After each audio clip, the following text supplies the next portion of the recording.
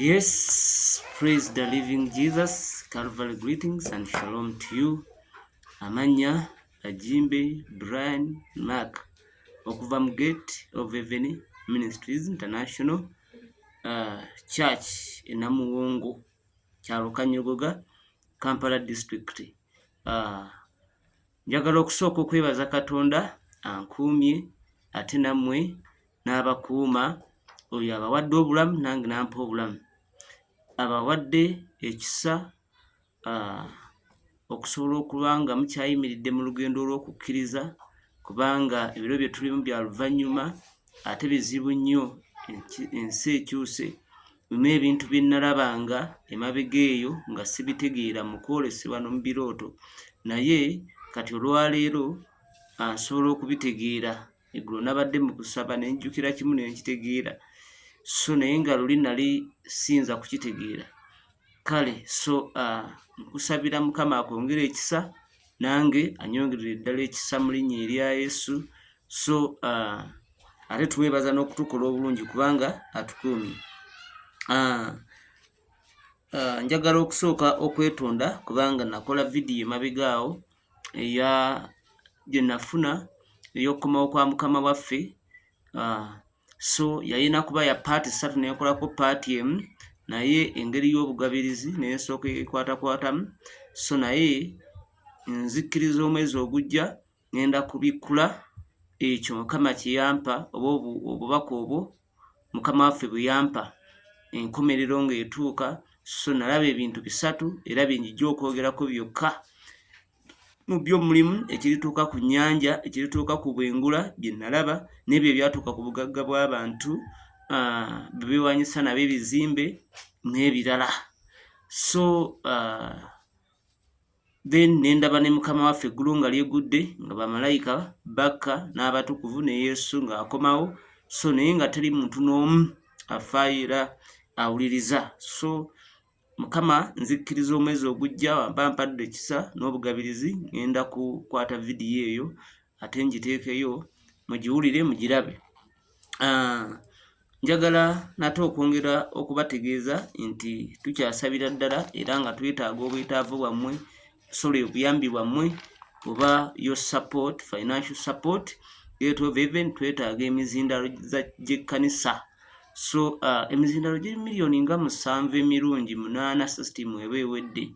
So twagezaako okukuŋŋaanya naye ate ne tufuna obwetaavu obulala ne zigenda awo. So kale nzikkiriza Katonda nti wano waliwo abakazi oba abasajja abalaba ng'obwo obusente basobola oyimirira ku lw'omulimu gwa Katonda. Mukama anaabampeera omukisa. Mpozi twagala n'okugaziwa we tuli wafunda, twetaaga miliyoni nga 217. So Mukama ajja kutuweera omukisa mu linnya erya Yesu Kristo Omunnazaaleesi. Emizindalo egyo tekijja tuyamba mu kkanisa mukka, wabula n'ebweru nga tugenze mu njiri ya Mukama waffe. Ekyokulabirako, omwezi guno ndowooza nga gutandika ng'ennaku z'omwezi 2 twalina okubuulira enjiri e Masaka n'okutandika obuweereza, naye amazima gali nti twagenda na bugenzi gino emizindalo egy'ababuulira enjiri ku kkubo.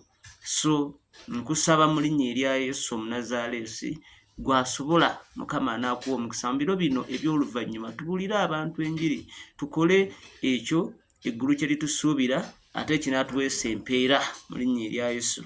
Era nyongera okubategeeza nti ng'ennaku z'omwezi 19 omwezi ogw'e10 Gate of Heaven tulinayo okwawula abasumba. So kale Mukama kusaba akusobozese mu linnya erya Yesu era okuyimirira naffe kyonna ky'onosobola mu linnya lya Kristo Yesu Omunnazaaleesi. So tugenda kuba ne saavisi eyo. Saavisi zaffe tukyazirikodinga, tetukyazikwata olw'ensonga ey'obugabirizi. So naye tusobola okuddamu singa tuba tuweereddwa omukisa. So tuli kunoonya Mukama Katonda atukolere ebyekisa. Haleluya. So ekiro kya leero oba ettuntu lya leero oba kyonna nga bwe kiri ewuwo, lwaki nkiyise ekiro? Kubanga bamu gye muli kiro, abalala misana, abalala. So kale njagala okwogera ku kirooto ekikwatagana ku gaalubindi oba mu luzungu dream about eyeglasses. Dream about eyeglasses. So dream about eyeglasses oba ekirooto ekikwata ku tebayita galubindi. Ngenda kutandika n'olunyiriri lulimu Amosi 3:7 lugamba nti mazima Mukama Katonda taliiko kyalikola wabula ng'abikkulidde abaddu be bannabbi be ekyama. So kati Katonda taliiko kyalikola nga takubikkulidde. Ebintu ebisinga bitutuukako ng'abalokole era ng'abakkiriza so si kuba nti Katonda tayogera, wabula Bayibuli egamba mu Yobu 33 okuva olw'okumi n'essatu n'okukkirira ndowooza paka nga 18 nti Katonda ayogera naffe omulundi gumu weewaawo ebiri naye ne tutassaayo maaso nga tuli ku kitanda kyaffe. So Katonda ayogera ate tatulinda kumala kwebaka kwokka, naye ne bwe tubanga tutudde, ne bwe tubanga tusoma Bayibuli, ne bwe tubanga tukola emirimu gyaffe ayogera naffe, naye olw'okuba nti tuli mubiri olumu tulemererwa okugrasp oba okumenyaamenya obubaka obwo okutegeera ki Katonda kyayogera. Olumu ne tulowooza nti gabadde magezi gaffe oba ndowooza yaffe oba nfumiitiriza yaffe oba birowoozo byaffe, so ne tulemerwa okutegeera obubaka obwo. Katonda kyava atulinda nga twebase ng'omubiri guwumudde ng'ebirowoozo biwumudde n'ebirala n'alyoka aleeta obubaka obwo. So olumu ne tuvaayo nga tubwerabidde, olulala ne tuvaayo nga tubujjukira naye nga tujjukirako bitundu, olumu ne tuvaayo nga tubujjukira naye tutateekayo attention. So kati ebintu bino ne bijja bituukawo ate ne tumaliriza nga twemulugunya nga tugamba Katonda waaki tayogera naffe, waaki Katonda. So eriyo actually n'abantu abamu babuuza Mukama mbikkulira kino ndaga kino, Mukama n'ayogera naye n'atategeerera ddala Katonda ki kyategeeza. So kale nze wendi okuyambako mu linnya erya Yesu Omwoyo Omutukuvu nga baba nsobozesezza. Gwe naye n'ekibuuzo oba ekirooto kiteeke mu comment section, oba tokitadde mu comment section.